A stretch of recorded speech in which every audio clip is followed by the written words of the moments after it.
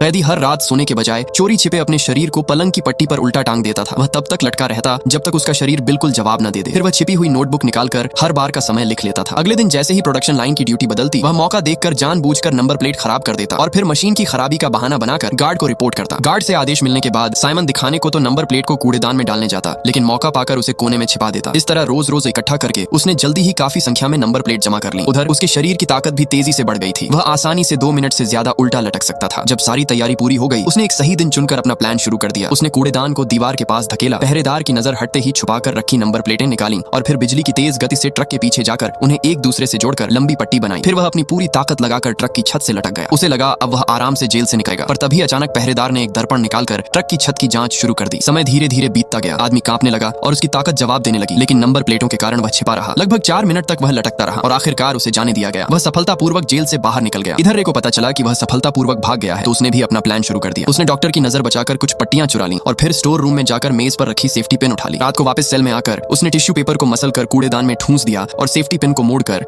एक lock pin जैसा बना लिया। लाइन बदलने के दौरान जब बिजली कुछ पल के लिए गई, वह फौरन सेफ्टी पिन को दीवार के सॉकेट में लगा देता है। जैसे ही बिजली आती है, तेज करंट सीधे कूड़ेदान को जला देता है। यह देखकर रे ने तुरंत अपनी रजाई में आग लगा दी और उसे हाथ के नीचे दबाकर जलने दिया ताकि उसका हाथ बुरी तरह झुलस जाए। फिर वह जोर जोर से चिल्लाने लगा कि उसकी कोठरी में आग लग गई है। गार्ड भागकर अंदर आया, आग बुझाई और जख्मी रे को तुरंत मेडिकल रूम ले गया, बिना समझे कि यह सब उसी की योजना का हिस्सा था। डॉक्टर के पट्टियां बांधते ही रे अचानक झपट पड़ा, उसे दबोच लिया और उसकी गर्दन में ही इंजेक्शन चुभा दिया। डॉक्टर को काबू में करने के बाद उसने दीवार के कोने पर रखी अलमारी हटाई और पीछे लगी वेंटिलेशन ग्रिल खोल दी। अंदर घुसकर उसने अलमारी फिर सही जगह लगा दी। अब उसकी आजादी बस एक कदम दूर थी। वह चुपचाप पाइप के सहारे ऊपर चढ़ा और रास्ते में मेडिकल रूम से चुराई हुई कपड़े की पट्टी पर कुछ विरोध के नारे लिखकर साथ ले लिया। पाइप से निकलकर वह सीधे जमीन पर पहुंचा, जहां जेल के बाहर भारी भीड़ थी। रे ने मौके का फायदा उठाते हुए कपड़े पर लिखे नारे फैलाकर भीड़ में घुलने की कोशिश की, पर तभी एक महिला ने उसे देख लिया। घबराकर उसने कपड़ा महिला को पकड़ा दिया और उसे भी भीड़ में झंडे की तरह लहराने को कहा, लेकिन अगले ही पल उसकी पहचान खुल गई। अब उसके पास कोई रास्ता नहीं था। वह महिला पर टूट पड़ा, उसे बेहोश किया और बिना ध्यान आकर्षित किए वहां से निकल गया। फिर वह तेजी से कार में बैठा और जेल से बाहर निकल